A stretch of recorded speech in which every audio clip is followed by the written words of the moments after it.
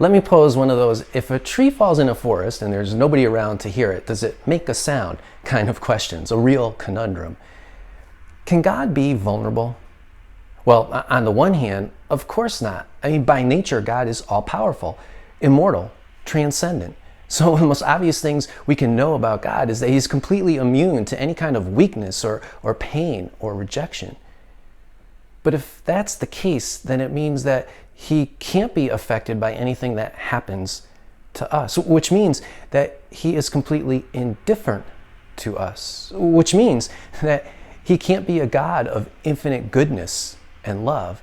So on the other hand, of course, yes, he must be able to be, and in fact, be vulnerable. So which is it? I told you this was a real conundrum. Few students ever understood the point, the real point of their sophomore religion class more than one girl did. I will never forget the essay that she wrote toward the end of that year. It just blew me away. Not only had she mastered the content exquisitely, but much more importantly, she had made the connection between the content and her life, the content and her faith. And that was the real point of that class all along. Not just to know about God, but to know God personally. Like a good theologian, she had made the profound connection between knowing more about God and knowing God more intimately, more passionately, more personally. So in her senior year, when I was offering a class, an elective, that would explore that connection more deeply, I was sure that she would be first in line to sign up for that class. But she wasn't. In fact, she never ended up signing up for that class. Despite me doing everything in my power to try to convince her how good that class would be for her, she never ended up taking it. And to this day, I have no idea why. Why not? And to this day, I have no idea why it bothered me so much back then that she wasn't taking that class. In fact, it still bothers me to this day. It's not like I needed more students to sign up. What originally was one section, there's so many kids that signed up, it had to be made into 3 sections, and it was creating major problems, disruptions for the master schedule. So I kept getting not so subtle hints from guidance of how I could trim the list. So her not signing up was actually helping in a small way to alleviate the problem. I didn't need anybody else signing up for that class. And it's not like I would miss her participation in the class. There were other kids who I adored, who I knew had signed up for the class and knew would and did. They did end up making it a pleasure to teach. It was a teacher's delight, those 3 classes. But still, it really bothered me. It felt like a rejection. Not personally. I mean, I still had a great rapport with her.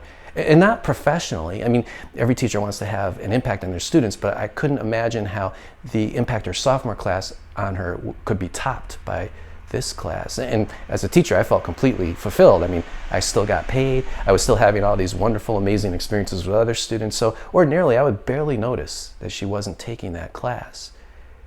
But the reason it bothered me so much is because I knew how good that class would be for her. I knew what she was missing out on. And what has dawned on me in the years since, the reason it drove me so crazy that she wasn't taking that class, every time I would see her around school that year, it'd be like a stab in my heart that she wasn't taking it. The rejection I felt was really centered in the fact that I let myself care about my students' spiritual welfare. I cared about deeply, in fact, more than anything else, I cared about their relationship with Christ. And I knew how much the class would help enhance that for her sake alone. If I didn't care, if I didn't let myself care about that, be vulnerable to how they reacted to this gift of the spiritual welfare that was being offered, if I didn't care about that, then it wouldn't have affected me. If all I cared about was them getting good grades and doing well academically, it wouldn't have bothered me. It was only because I let myself be vulnerable to that it bothered me so much. I know this is a silly, trite example to illustrate my point, but on a cosmic scale, something similar is happening. God, the transcendent God, doesn't really need us. He doesn't need our love and affirmation. What he offers us is pure gift. What he gives us in his grace is meant for our sake only. But out of his unfathomable love, He's intensely interested in what we do with it. He's intensely interested that we accept it and that we make the most out of it, that we get everything out of it that he intends us to get out of it. Not for his sake, but for our sake alone. Out of his unfathomable love, he lets himself be vulnerable to our rejecting this gift of his grace. How does the transcendent God do this? How does the transcendent God become vulnerable to our rejecting his grace? The cross.